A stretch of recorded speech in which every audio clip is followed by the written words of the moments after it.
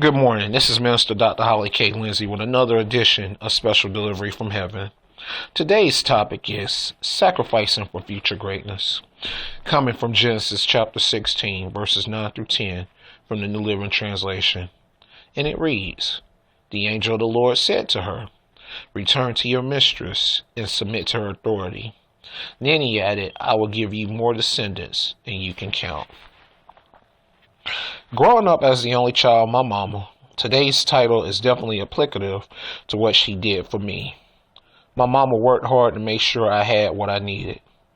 Oftentimes she would sacrifice for me in the sense of coming off work in order to play baseball with me in the yard. And poor mama, I would knock the tennis ball in the driveway and sometimes into the street.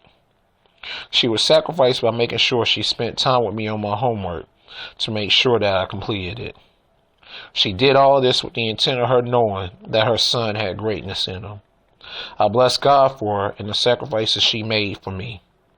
For my mothers, grandmothers, godmothers, aunts, fathers, grandfathers, godfathers, etc., who have made sacrifices for their children, then I applaud you as well. Today, God has brought me to Genesis chapter 16, verses 9 through 10 from the New Living Translation, to look at another example of a mother who sacrificed for future greatness.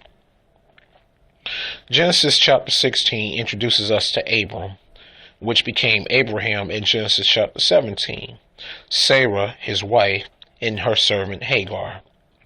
This chapter allows us to understand at this juncture that Sarah couldn't have children. However, Sarah loved her husband, Abram, so much that she told him to sleep with Hagar in order to have a child. Following what his wife suggested, Abram slept with Hagar and she became pregnant. Once Hagar became pregnant with child, the text shows us that she started treating Sarah with contempt. As Hagar treated Sarah with contempt, Sarah went fussing to Abram, telling him that it was his fault. Abram came back and told Sarah that Hagar is her servant, so you deal with her. The text shares with us that Sarah treated Hagar so harshly that Hagar eventually left and made it to a spring of water in the wilderness along the road to Shur.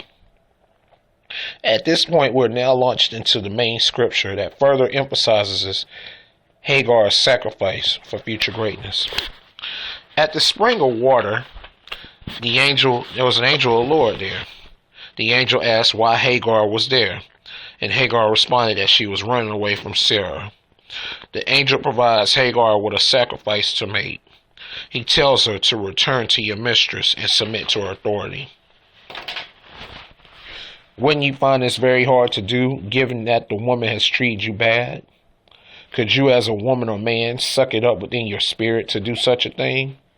Well, that's why I call this message Sacrificing for Future Greatness, because truly, if Hagar did this, it would be a tremendous sacrifice. Listen to the future greatness that would come if Hagar obeyed and or received the sacrifice. The text ends with the angel saying, "I will give you more descendants than you can count." The future greatness here is the fact that she would be a mother of many nations herself. The future greatness here is the fact that she would have more descendants than she could count. As I place a cap on today's message, are you willing to sacrifice for future greatness? Are you willing to sacrifice Facebook, Twitter, Instagram, etc. in order to work towards your major goals in life?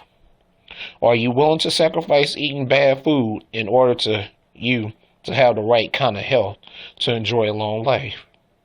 Are you willing to sacrifice money here and there for your children in order for them to grow and eventually become great? What are you willing to sacrifice for future greatness? Only you know the answer.